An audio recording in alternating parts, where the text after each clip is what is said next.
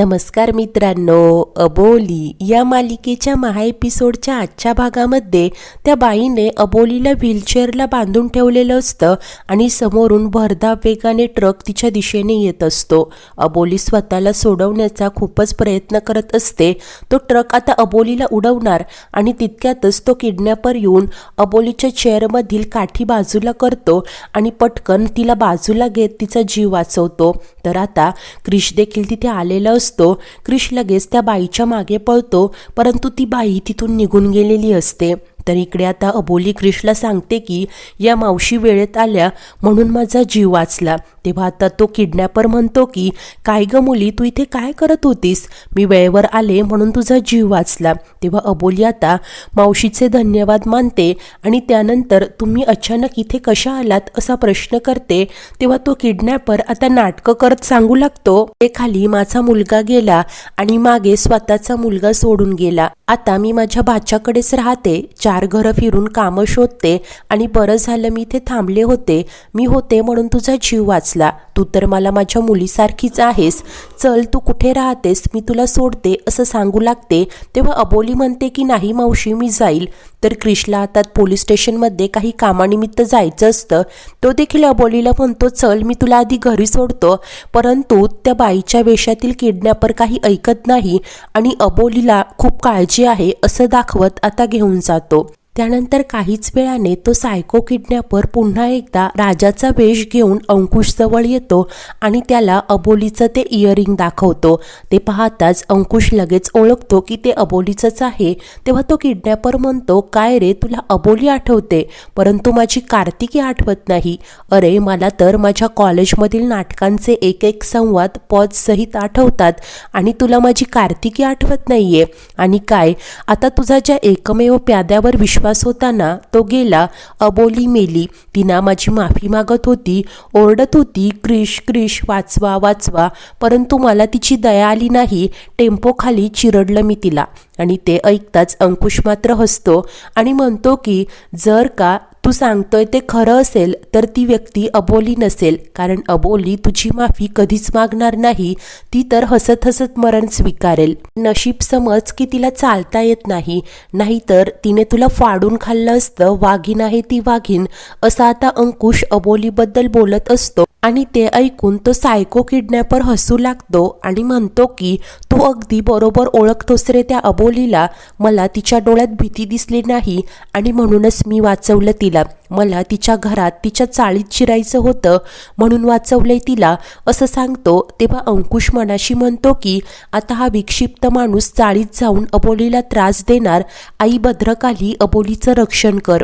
त्यानंतर आता अबोलीला बांधून ठेवणारी ती बाई तिकडे आलेली असते. तो किडनॅपर अंगावर रग पांघरून तिथे उभा असतो. तो त्या बाईला पैसे देत म्हणतो की हे पैसे आहेत, तू सांगितले तितकेच आहेत. आता इथून निघायचं आणि परत दिसायचंही नाही, नाहीतर असे हाल करील ना की स्वतःलाही ओळखू शकणार नाही. तेव्हा ती बाई मुकाट्याने घाबरूनच तिथून निघून जाते. नंतर दुसऱ्या दिवशी सकाळी काका अबोलीला काळजीनेच सांगत असतात की बाहेर जाताना जरा सावध राहा. तू त्या बाईचं जे वर्णन सांगतीये त्यावरून तरी हे लक्षात येते की तिला कुणाचीही भीती नाही. ती कधीही कुठेही आणि कशीही शिरू शकते. आणि तितक्यातच तो किडनॅपर आता सुमती मावशीचा वेश घेऊन अबोलीच्या घरी येतो आणि लगेच अबोलीला आवाज देतो. अबोली हसतच म्हणते, सुमती मावशी या ना. आणि तो किडनॅपर आता आत येतो. तेव्हा अबोली आता घरातील सर्वांनाच त्यांची ओळख सांगते आणि म्हणते की काल यांच्याचमुळे माझा जीव वाचला. काल जर या वेळेत आल्या नसत्या तर आज मी देखील इथे नसते. तेव्हा राघव आणि काका घाबरतच काय झालंय नक्की, खरं आम्हाला काय ते सांग असं बोलतात. परंतु अबोली सर्व काही लपवते आणि म्हणते की काही नाही, जरा थोडी अडचण आली होती. त्यानंतर काका आता सुमती मावशीचे आभार मानतात आणि नीताला त्यांच्यासाठी चहा करायला सांगतात. परंतु नीता म्हणते की नाही, मला वेळ नाही, पाहुण्यांना घेऊन टपरीवर जा आणि तिकडनं चहा पाजून घरी आणा. तर राघव आणि अबोली देखील आता आम्ही चहा करतो असं सांगत असतात. परंतु सुमती मावशी म्हणते की नाही अबोली, तुला माझ्या उपकारांची परतफेड करायची होती ना, मग तुझ्या सासूबाई येईपर्यंत मला कामावर ठेवून घे. मला कामाची खूप गरज आहे. अबोली देखील तयार होते आणि हसतच बोलते की ठीक आहे मावशी, तुम्ही करा इथे काम. तेव्हा आता किडनॅपर असलेली ही सुमती मावशी सर्वांसाठी अगदीच प्रेमाने चहा बनवते आणि सगळ्यांनाच प्रेमाने चहा देते. त्यानंतर अबोलीला म्हणते की घरातील काहीही काम असलं ना तर फक्त मला सांग आणि झाडू व सुपली कुठे, मी गॅलरी झाडायला घेते, असं बोलून आता बाहेर जाते आणि काहीच वेळात एक पेनड्राईव्ह घेऊन अबोलीकडे येते आणि सांगते की बाहेर एक माणूस आला होता, त्याने सांगितलं की हे अबोलीकडे द्या. तेव्हा अबोली म्हणते कोण होता तो माणूस, तर माधव काका घाईनेच बाहेर येऊन कोणी आहे का ते शोधू लागतात. त्यानंतर आत येऊन सांगतात की बाहेर तर कोणीच नाहीये. तेव्हा सुमती मावशी बोलते निघून गेला असेल तो, जरा घाईतच होता, पण काय आहे यात. तेव्हा अबोली राघूला टीव्हीला तो पेनड्राईव्ह कनेक्ट करायला सांगते आणि त्यानंतर समोरील दृश्य पाहून सर्वांनाच मोठा धक्का बसतो. अंकुशची अवस्था खूपच वाईट असते, त्याला साखळीने बांधून ठेवलेलं असतं. अबोली बारकाईनेच अंकुशकडे पाहते आणि म्हणते की अंकुश सर काहीतरी बोलताय, परंतु काय ते कळत नाहीये. तेव्हा तो किडनॅपर मनाशी म्हणतो की हा बोलत आहे, माझ्या लक्षात कसं आलं नाही. नशीब आज अबोली माझ्या बाजूने आहे आणि अबोली तुला माहिती नाहीये मी तुला कसं संपवणार. काका म्हणतात हे किती भयंकर आहे, अंकुशची ही अशी अवस्था मी बघूच शकत नाही. राघू देखील खूप घाबरून गेलेली असते.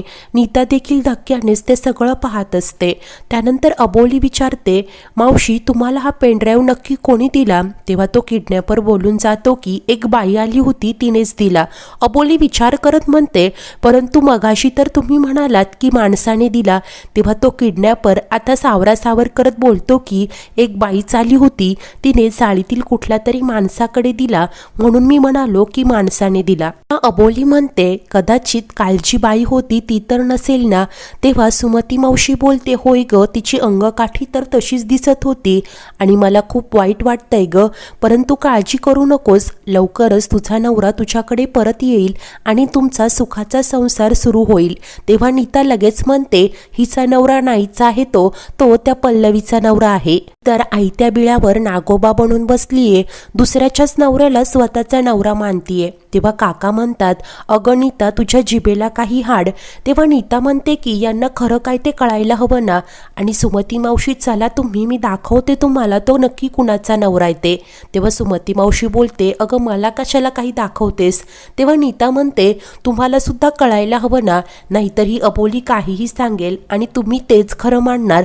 असं बोलत सुमती मावशीला आता बाहेर घेऊन जाते. अबोली मात्र रडत असते. त्यानंतर काही वेळाने ती पोलीस स्टेशनमध्ये क्रिशकडे आलेली असते आणि चाळीत एका बाईने येऊन सुमती मावशीकडे तो पेनड्राईव्ह दिला. त्यामध्ये अंकुश सरांची अवस्था खूपच वाईट होती असं सर्व काही आता क्रिशला सांगत असते. तेव्हा क्रिश म्हणतो तू काळजी करू नकोस, मी ना काही डिटेल्स काढले आहेत, असं म्हणत तो एक फाईल अबोलीकडे देतो.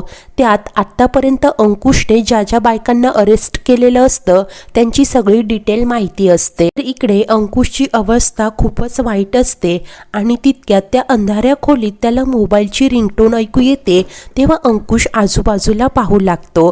मित्रांनो, या महा एपिसोडचा उर्वरित भाग पाहण्यासाठी आत्ताच भाग 2 वर क्लिक करा. धन्यवाद.